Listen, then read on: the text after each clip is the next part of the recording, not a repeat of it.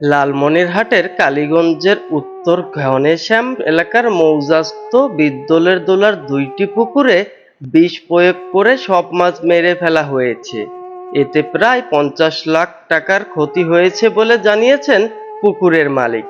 এ ঘটনায় থানায় একটি লিখিত অভিযোগ দায়ের করেছেন আব্দুল মালেক নামের ওই ভুক্তভোগী পুকুর মালিক।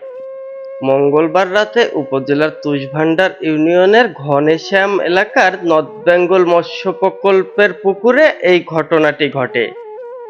নর্থ বেঙ্গল মৎস্য প্রকল্পের ম্যানেজার আব্দুল মালেক আপডেট টাইম লালমনিরহাট অনলাইন অনুসন্ধানী নিউজ টিমকে বলেন, প্রায় ৮.৫০ হেক্টর জায়গায় কয়েকজন মিলে পুকুর খনন করে আমরা কয়েক বছর ধরে মাছ চাষ করছি।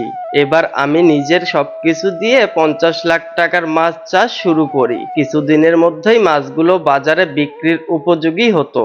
আমার পুকুরে বিষ প্রয়োগ করে আমার সব মাছ মেরে ফেললো কে বা কাহারা তা জানতে পারিনি। সবকিছু হারিয়ে এখন প্রায় নিঃস্ব হয়ে গেলাম আমি। আমি অনেক স্বপ্ন নিয়ে মাছের প্রজেক্ট করেছিলাম, আমার স্বপ্ন বিষ দিয়ে মেরে ফেললো দুর্বৃত্তরা। এ বিষয়ে কালীগঞ্জ মৎস্য কর্মকর্তা সায়েদুল মোফাজ্জলিন বলেন, আমরা পানি পরীক্ষা করেছি, বিষ প্রয়োগের ফলে মাছ মরেছে, এজন্য তারা থানায় লিখিত অভিযোগও করেছেন। এ বিষয়ে গণমাধ্যম কর্মীদের এক প্রশ্নের জবাবে থানার অফিসার ইনচার্জ ইমতিয়াজ কবির বলেন, একটি অভিযোগ পাওয়া গিয়েছে, তদন্ত সাপেক্ষে দোষীদের বিরুদ্ধে আইনগত ব্যবস্থা গ্রহণ করা হবে। Update time online, Lalmonirhat.